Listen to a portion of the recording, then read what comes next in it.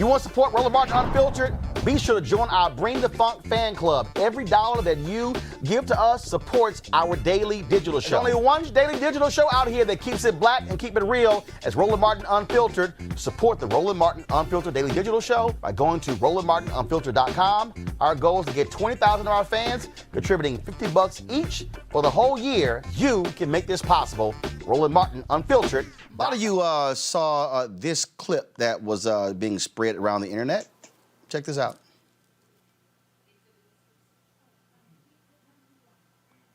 All right, guys. Y'all should have been ready in the control room. Come on. Come on.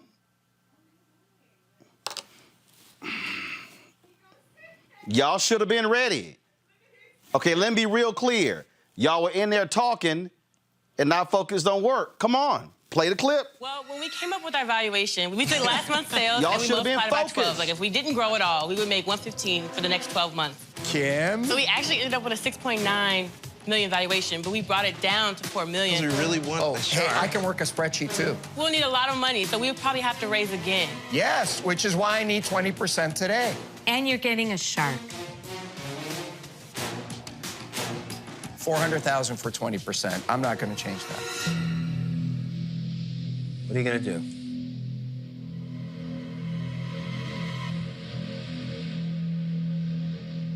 Sorry, Robert. Oh! Can't take that. Yes, you cannot take that. I respect that. Good for you. I have to say, I didn't see that coming. I'm out.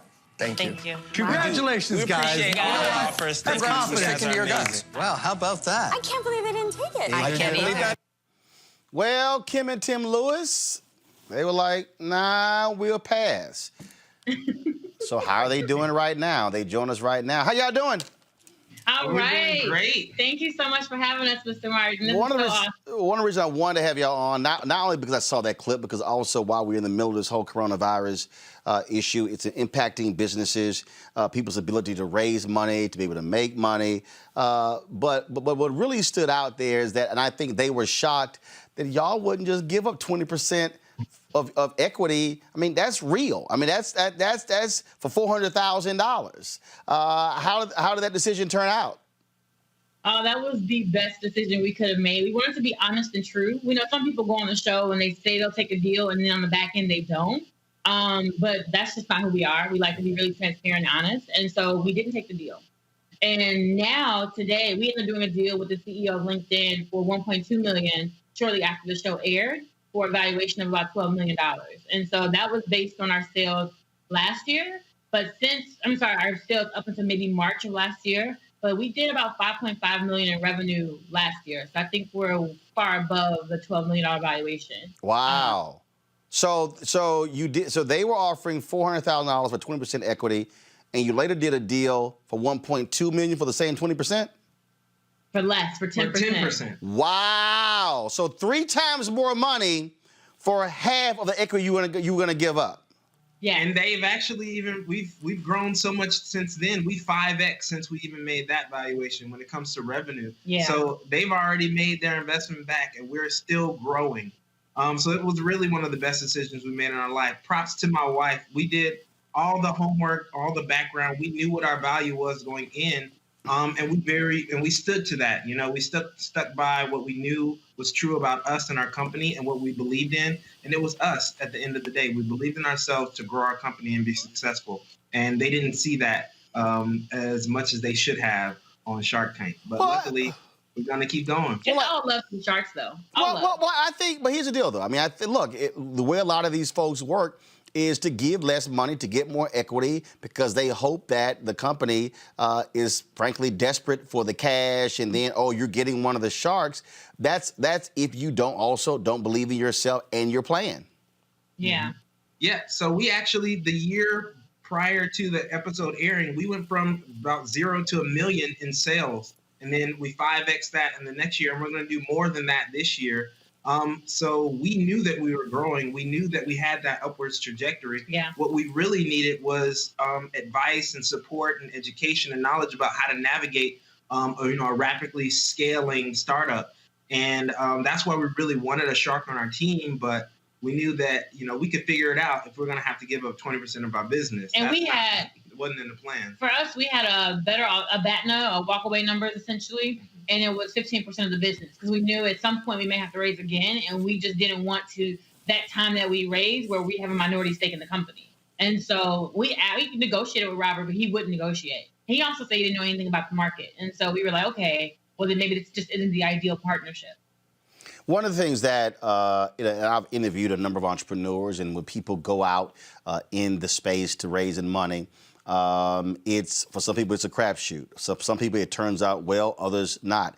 I remember talking to one brother who had a hair care company, and he actually and it got lots of attention. It was a well-known company, but he said he actually regretted raising the amount of money because when it came down to control, and then when it came down to equity. And so, how do you advise people to walk through that? Because others again might see $400,000 or $500,000 and $1 million and say, that means that I don't have to sit here and just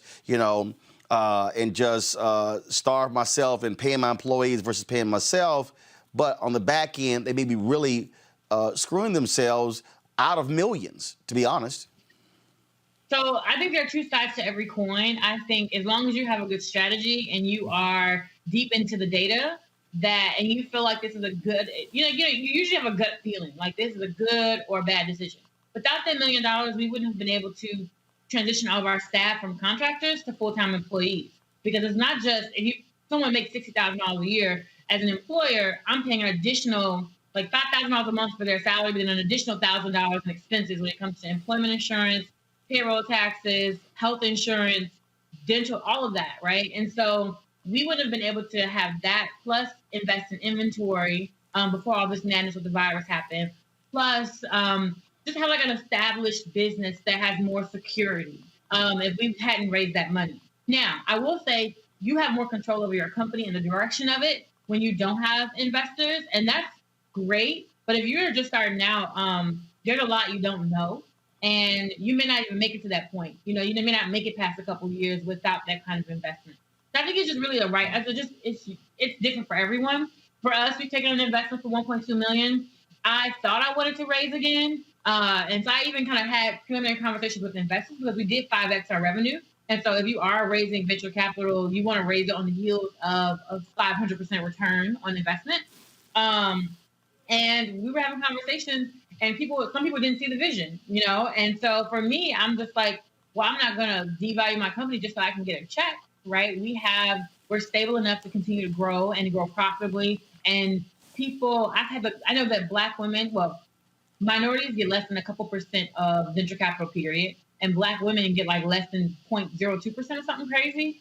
So for me, I recommend for us that we just build bomb companies making cash hand over fist, because when we do that, then people will look at that, right? They don't understand our products because they're not Black. People with money are not Black. But when they see dollar signs, then they start writing checks. Yeah, that's the real key right there. Is we found that investors really want to talk to you when you actually don't need them. When you're being successful and you're growing and you're scaling, that's when they really want to get on your side, right? So the best thing you can do is, take care of yourself and build your company in the best way you can. And then hopefully someone will share that vision and want to help out. And bootstrap yourself the way we got an investor from Roland from Backstage Capital. She's a Black woman running a fund that invests in underrepresented founders, and we love her for it.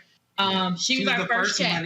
First money in. We love Arlen. $25,000, and it came after we had bootstrapped so much and failed for a few years in a row. And her check came right when we knew exactly what to do with it, and it helped us move into our first manufacturing facility, and buy new labels and pivot the business. And that was the year that we made $1 million. But effectively, we bootstrapped most of the way because $25,000 is at the time meant so much, but we had spent a lot of our own money getting to that point. All right, got questions from our panel. Reese, you're first. I think that first of all, I love you guys' story because I think that just in general, Black entrepreneurs are undervalued, and knowing when to walk away is a huge takeaway. How is this environment affecting or impacting your business? I know it sounded like you said that you have extra inventory, or you scaled up in your inventory prior to coronavirus. have you started to, or have you both started to think about how your business model is going to change in light of coronavirus? Absolutely. So there are a few different ways coronavirus has had an effect on our business. Some of them positive, and some of them negative. So to start out, when it comes to taking care of our people, we already made sure that, as like Kim said, we were able to transition all of our staff from contractors to full-time last year with our first investment. And right away, we offered everyone full benefits, and we do double minimum wage for just our starting employees. And almost everyone makes above inventory average at every level. Industry average at every level of the business. So $17 an hour is where we start. Is where we start with full benefits. And so we wanted to make sure that first and foremost, we took care of our people. So we decided to make sure that everyone gets paid if we have to shut down. We have a program where if you have to go out for 2 weeks, or if you're sick, or if you're with someone who's sick, or you have to take care of people who are stuck at home, we allow for you to take that time off. We're running, a very limited crew, just to make sure that we're able to kind of keep basic functioning of the business. So we put those things in place. But prior to COVID becoming a huge issue, we were already on the path towards profitability. And so what happened was we were in a great position to kind of take advantage of some of the other benefits that have happened. With people being at home right now, a lot more people are shopping online that have never shopped online before. E-commerce is really growing for us with a lot of new customers, a lot of new access to people who are on home, on social media, things like that. So there's some negative things for sure, especially when it comes to our supply chain as well. But we feel like we're prepared because we've been working on the problems in our business for months now. In the supply chain, what's going on there? So we make our products on the west side of Chicago. So it's not like we're ordering materials that have been made in China and then selling them here in the United States. We're making everything, but raw materials do still come from throughout the world. And so, or like some packaging pieces, right? Yeah. And if those people are not at their jobs working, then it's harder for us to get the materials to make a shampoo, to make, a body butter. Or a hand sanitizer, things like that. Yeah. The whole kind of supply chain is strained right now. So we've made sure to be as transparent as we can with our customers that things might take longer, but you're still going to get high quality products and services that we continue to offer. And we have 20 employees, and 10 of them are already working remotely. So our online team was already all over the country working. So already at home. Yes, sorry. Which is great. So they didn't affect us in that way. And then we have about 10 people who operate our manufacturing facility, and 6 of them have been coming in, and 2 are at home with their kids. We just have babies, and the other 2 are at home because of the virus, but they don't have it. They're just kind of like, they were nervous about coming in. And the people who are coming in, we're offered a $50 a day bonus for employees for the 30-day period. So they're getting a bonus of $1,000 for coming in. As like hazard pay. Yeah. All right, Brooke, your question, Brooke. Yeah, I want to take it back to Shark Tank just really quickly, because I do love that you came in, you were not going to give up more than 15%. Very strong and stuck to that. But we're human, and oftentimes, like when you make a big decision and a hard decision like that, it's almost impossible not to waver a little bit. So I'm wondering what your thought process was, your feelings right after you made that decision, and you bet on yourself, and obviously you were right. But were you worried a little bit? Oh, absolutely. I mean, first of all, that's the scariest thing I've ever done in my life is be on Shark Tank, because you're in the room with a couple $1 billion in net worth. Right. And you have been practicing. And all of America is watching, right? There's some like 20 million people watch that show. So. In the first 30 seconds, they don't edit. So if you flub it, you just, you're messed up. Right. And so, then all the pics on you, there's 30 cameras. And so I was like sweating bullets like down my back. And like, I was just so nervous. And then the decision, right? After we made the decision, it was like, should we have said yes? And then never crossed our. We talked about it, but we never was like, oh yeah, we should have. We were like, no, we made the right decision. Like, whether or not this airs, because you don't know if it's going to air when you film. It was just like, this was the best thing for us. We still have to go home and run a real business. This is not a TV business. This is not for fun. This is how we eat. And so after I realized that, I was just like, you know what? That was the best thing we could have done. I love that. Hey, Carr, final question. Oh, very quickly, shout out to Chicago. Y'all up there with Mr. Johnson and them used to have their products in Johnson corporations. So we know black people know how to make money, particularly around here. Oh, and parenthetically, since Negroes is stuck at home with no clippers, y'all might want to expand into the male ethnic. Some dudes might be looking how to get them curls in the next 6 months. Absolutely. But, you know, I use Curl Mix. I use it on both of my boys. Like, we have a huge contingent of men who love our products. This is what I'm talking about, brother. Well, here's another one. I'm looking on your website right now, brother. But you know, y'all might not know today is Emancipation Day in D.C. 1862, compensated emancipation. But I guess my question, kind of in line with what Brooke just asked in terms of that moment at Shark Tank, you know, what message do you have to folks in our community who want to bet on themselves, who have a sense of their abilities? I love what you said, Tim. I mean, you know, we're looking for some advice, some guidance, but if you don't give it to us, we'll figure it out. You know, what message do you have for these folks out here who want to get into business, but who may be wavering in terms of their ability or to see themselves as the expert in the room, as somebody who's willing to do that work so that they can become masters of their future? Yeah. So the biggest thing is, like, we found that the internet is the great equalizer when it comes to business. Like, you could start a business tomorrow online with little to no input. All you really need to do is find a market to serve and then find out their pain points and then try to solve those problems. At the end of the day, an entrepreneur is a problem solver. But if you need resources like us, we needed resources. We needed knowledge about how to get these things done. We sought out a network of already successful Black entrepreneurs. So I got to give a huge shout out to Traffic Sales and Profit, the community, and Lamar Tyler, who has been one of our mentors, and we're part of their mastermind group as well. So I think it's the largest Black mastermind, Black mastermind in the world when it comes to small businesses. And so with founders who are making $5 million or more. Like, that's the other thing. You know, it's like we can find a bunch of like small Black businesses, but how many of us are making millions? And it's at least 5 to 10 people in the group making millions of dollars. So that was something else that helped us. But also, we read, right? Yeah. Like, if you feel like, I don't know anybody who's an entrepreneur, I didn't go to college, that's okay, that's fine, you don't have to.